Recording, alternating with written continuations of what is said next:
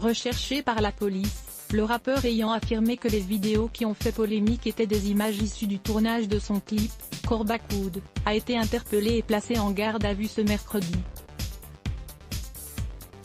C'est ce qu'a appris le Parisien auprès du préfet de l'Isère, confirmant une information rapportée par BFM TV. Dans la soirée de mercredi, le procureur de la République de Grenoble Éric Vaillant a annoncé que cette garde à vue serait prolongée de 24 heures. Les chefs d'accusation sont provocation à l'usage ou au trafic de stupéfiants, provocation à l'usage de substances présentées comme douées d'effets stupéfiants, provocation non suivie, des faits au crime ou au délit par parole, port prohibé d'armes, et injures publiques envers une personne dépositaire de l'autorité publique, indique le parquet.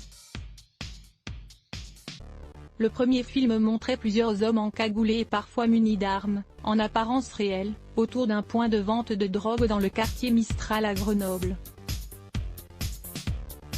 Le second filmait 5 hommes autour d'une table couverte de produits stupéfiants présentés comme des friandises. Descente de police inadmissible, avait réagi sur Twitter le procureur de la République à Grenoble, Éric Vaillant, qui ouvrait une enquête. Le ministre de l'Intérieur, Gérald Darmanin, ordonnait une descente de police dénoncée comme une opération de communication par le maire de Grenoble, Éric Piolle, qui sera reçu prochainement place Beauvau. Vidéo. Grenoble, des dealers exhibent des armes de guerre pour montrer leur force. Interrogé mardi par le Parisien, Corbacoud a assuré que son clip n'avait rien à voir avec le trafic de stupéfiants qui gangrène le quartier du Mistral. Les armes étaient factices, comme celles qu'on trouve sur Internet, avec des billes dans le chargeur. Il n'y avait pas non plus de drogue, c'est un clip banal. Ce qui s'est passé la semaine dernière, avec l'emballement médiatique sur les chaînes info comme BFM TV et l'intervention du ministre de l'Intérieur, c'était juste un coup de pub pour faire un gros buzz et lancer ma carrière. Ça a même mieux marché que prévu. J'ai déjà 30 000 vues sur mon clip, avait-il indiqué.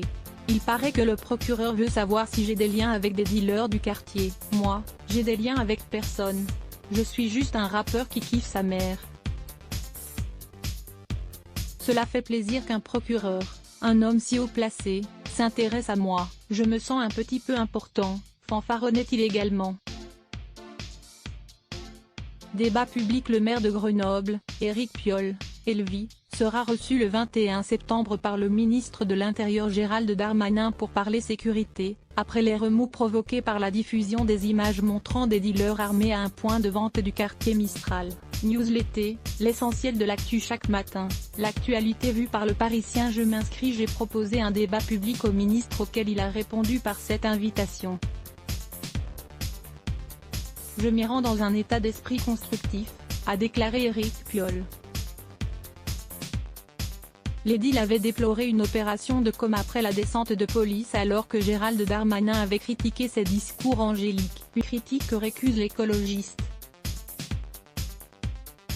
Dans le même temps mercredi, la directrice départementale de la sécurité publique, DDSP, en Isère, Fabienne Lewandowski, a installé un bureau dans le quartier Mistral, dans un local réquisitionné auprès du bailleur social et dûment signalé aux habitants, pour y passer une première matinée.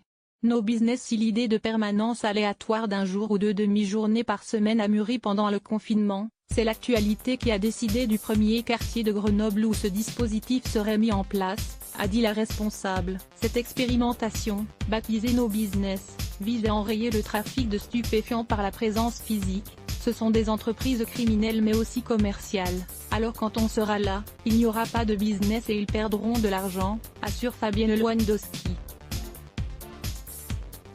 Cela vient à côté du travail quotidien classique, judiciaire et de voie publique. Ces permanences qui seront assurées par la DDSP en personne, son adjoint ou des cadres, visent aussi à rappeler que la maîtrise du territoire n'appartient pas à une poignée qui privatise l'espace public pour des activités délinquantes, a ajouté la patronne de la police iséroise. Let's block ADS. Why?